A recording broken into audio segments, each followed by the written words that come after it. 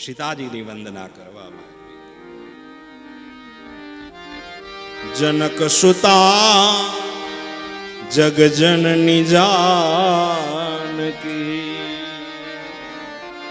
અતિશય પ્રિય કરુણા નિધાન કી તાકે જુગપદ કમલ મનાવો જાસુ કૃપા નિર્મલ મતિ પાવવો.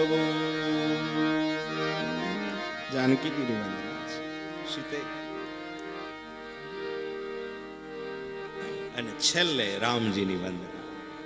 ભગવાન શ્રી રામની વંદના છેલ્લે કરવામાં આવી છે. એટલે ઘણી વખત એમ થાય કે પહેલા એની વંદના હોવી જોઈએ, પણ ગોસ્વામીજીએ છેલ્લે કેમ કરી? આમ તો ભગવાનની પહેલા હોવી જોઈએ, પણ અહીંયા તુલસીદાસજીએ છેલ્લે વંદના કરી છે રામજીની. શું કામ હે કે આ બધામાંથી પાસ થઈ જાઓ ને પછી એના ચરણ તમને પ્રાપ્ત થાય. બધામાંથી પાર થઈ જાઓ પછી આ ધર્મ છે, કર્મ છે, વિયોગ છે, વૈરાગ્ય છે, દેવત્વ છે, આ બધા જેટલા પાત્રો છે માનસના, એ બધા માનસમાં ધર્મ, કર્મ, વૈરાગ્ય, જ્ઞાન બધું જ સમાયેલું છે. આ બધામાંથી પાસ થયા પછી તમને મૂળ તત્વ સુધી પહોંચાડવામાં આવે. આ એકડામાંય ભણવું પડે, બગડામાંય ભણવું પડે, ત્રીજામાં, ચોથામાં, પછી છે કોલેજ આવે. પેલા બીજામાં ભણતા હોય ને એને કોલેજનું પેપર દેવામાં આવે તો એ શું કરે? હાલો કયો, લખી શકે? કઈ ના લખી શકે, કારણ કે એની ખબર જ નથી. પહેલું તત્વ પાસ કરો, બીજું પાસ કરો, ત્રીજું પાસ કરો, પછી તમે એ સર્ટિફિકેટના આધારિત છો. ડાયરેક્ટ નહીં મગજ બેહે આપણો. એટલે આપણે કહીએ કે કથામાં બેસતા જાઓ. બસ કથામાં બેસતા જાશો ને તો આમાં ધીમે ધીમે ધીમે ધીમે આપણને આગળ આગળ આગળ આગળ આપણો પ્રોગ્રેસ થતો જશે અને આપણે મૂળ તત્વ પહોંચતા જરાય વાર નહીં લાગે.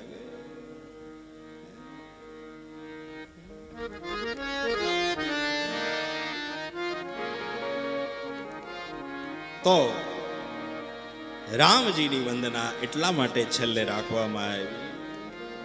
રાજીવ નયન ધરે ધનુષાયક ભક્તિ બિબતિ ભંજન સુખદાયક પુનિમન બચન કર્મ રઘુનાયક. રાજીવ નયન ધરે, એના નયન કેવા છે? એકદમ કોમલ. એના હસ્ત કેવા છે? તો કે કોમલ.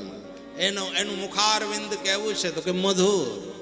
હાથમાં ધનુષ હોય એનો અર્થ એવો નહીં કોઈને મારે, પણ જ્યારે અધર્મ વધતો જાય ત્યારે હાથમાં ધનુષ લે છે. ધનુષાયક, જરૂર પડે ત્યારે.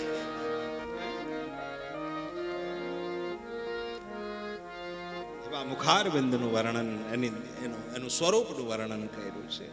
ગોસ્વામીજી કહે છે કે પ્રભુના સ્વરૂપનું વર્ણન મારાથી ન થાય, પણ મેં મારી મતિ અનુસાર લખ્યું છે. અને પછી છેલ્લે વંદન, સાષ્ટાંગ પ્રણામ કર્યા છે.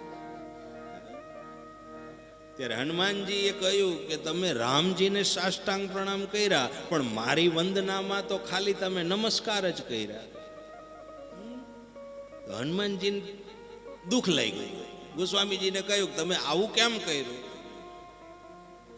ત્યારે ગોસ્વામીજીએ કહ્યું કે મારે તમને દૂરથી વંદન કરવા હતા. કેમ?